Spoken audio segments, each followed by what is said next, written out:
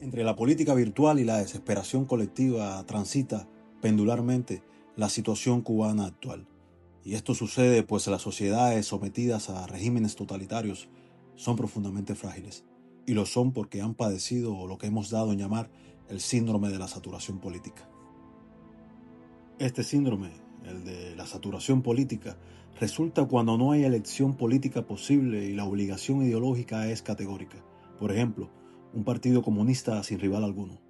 La vida es profundamente politizada bajo este tipo de régimen y paradójicamente provoca la indiferencia política por aceptación condicionada. Es cuando la sociedad política se hace masa uniforme y se confunde elección política con desesperación. La masa no elige, proyecta su necesidad.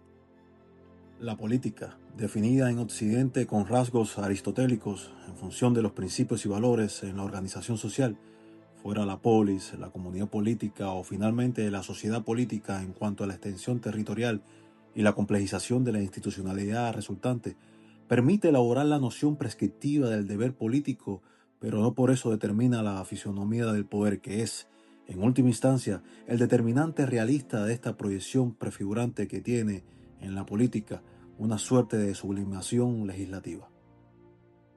Como advierte Bertrand de Jouvenel en su fundamental libro sobre el poder, Historia natural de su crecimiento, y que prefigura lo que el autor llama democracia totalitaria, la tensión entre la expansión estructural del monopolio de la fuerza expansiva del Estado, disimulada o no, es quien determina el funcionamiento de su estructura política, y el imaginario legislativo, la ficción contractualista o la extenuada definición de soberanía popular terminan operando como justificaciones, no como estructuras nítidamente funcionales.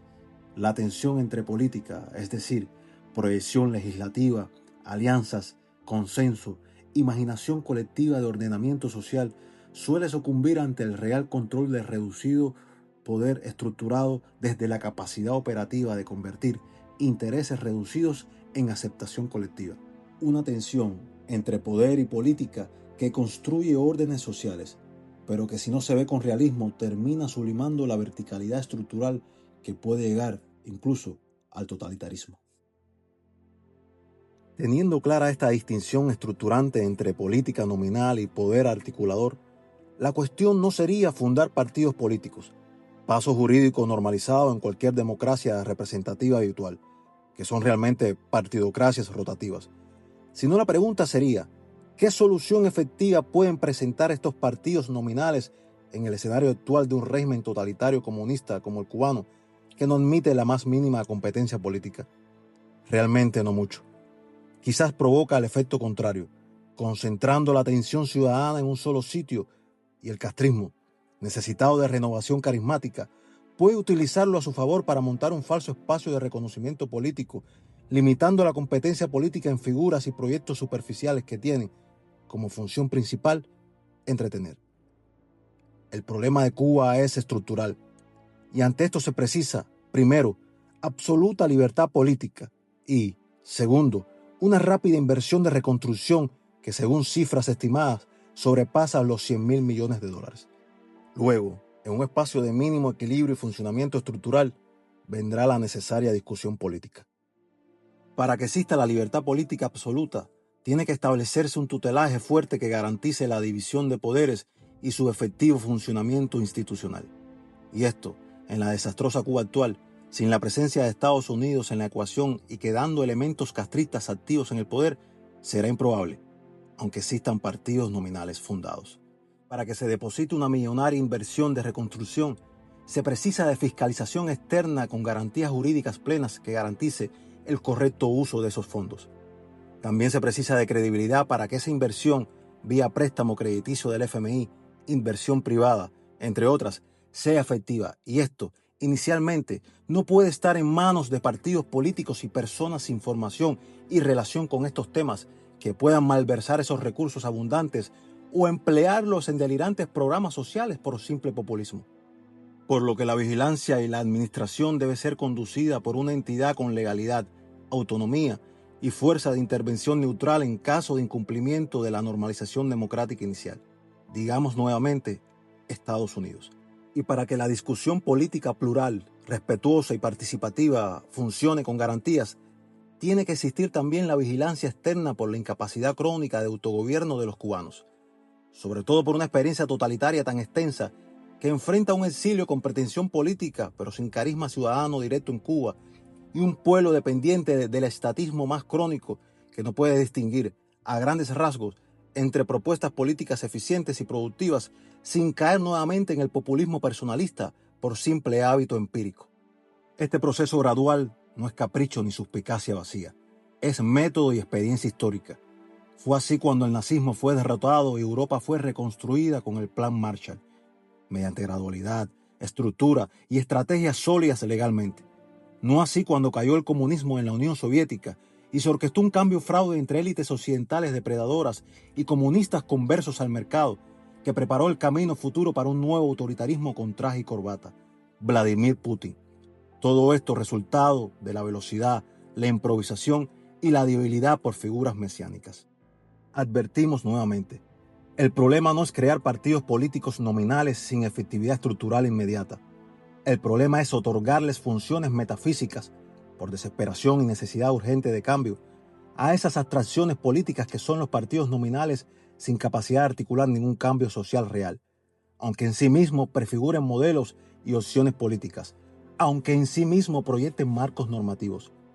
Que se hable de liberalismo, tradición compleja y matizada, o libre mercado, o libertad, o que se invoque incluso al inexistente centro, que políticamente no existe con autonomía, sino que es el nicho donde la izquierda esconde momentáneamente su autoritarismo, no significa gran cosa sin capacidad operativa.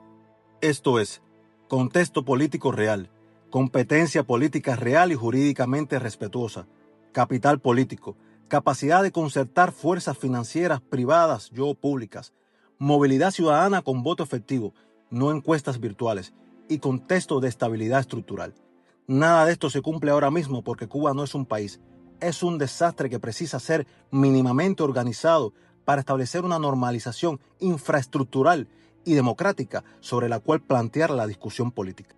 Concertar estrategias es válido y necesario. En cambio, proyectar desesperación sobre un proyecto básico o una figura precipitada, no. Crear proyectos, generar alianzas, apostar por modelos políticos y económicos para una Cuba futura es válido. En cambio, pensar que un partido virtual y un voto ilusorio es el camino a la normalidad estructural en un país secuestrado por un partido totalitario con capacidad operativa e infiltración de inteligencia, no solo es ingenuo, es irresponsable. Si Estados Unidos no interviene en Cuba y garantiza la normalidad estructural para que un régimen democrático y pluripartidista pueda operar sin trampas, o si el Partido Comunista decide abrir, entre comillas, la participación política aceptando a ciertos partidos creados con una superficialidad enunciativa sospechosa y, al mismo tiempo, Estados Unidos lo permite porque esto le supondría el ahorro logístico de la intervención militar, pues valdría advertir que estaremos ante un auténtico cambio fraude. Todos podemos participar en el futuro de nuestro país, pero partiendo de un contexto saneado políticamente y garantizado jurídicamente, advertido además por una fuerza que pueda regular el proceso si los cubanos, como casi siempre desde que fundamos la República en 1902, echamos a perder el proceso nuevamente en el camino. Los cubanos debemos comenzar a entender que el discurso no crea la realidad. Esto es una ficción filosófica de la modernidad política.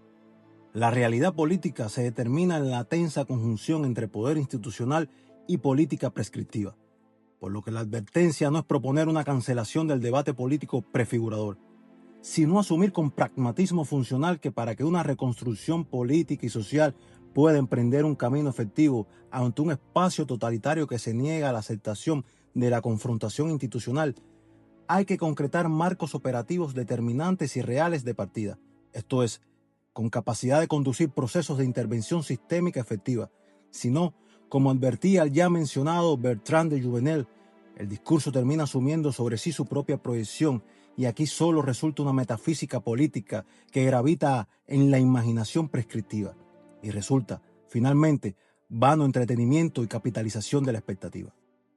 Una transición imaginada, sobre todo, desde la construcción narrativa y la administración emocional, termina en idealismo frustrado por su imposibilidad estructural. Y un sistema muerto como el castrista, pero con pleno control de su estructura institucional y monopolio de la fuerza, sin ser removido plenamente, pues tendría los elementos para ejecutar un cambio fraude realista, es decir, una democracia totalitaria con representación política controlada. Y no hay nada más terrible, carismático y duradero que un sistema político que logre dulcificar su totalitarismo.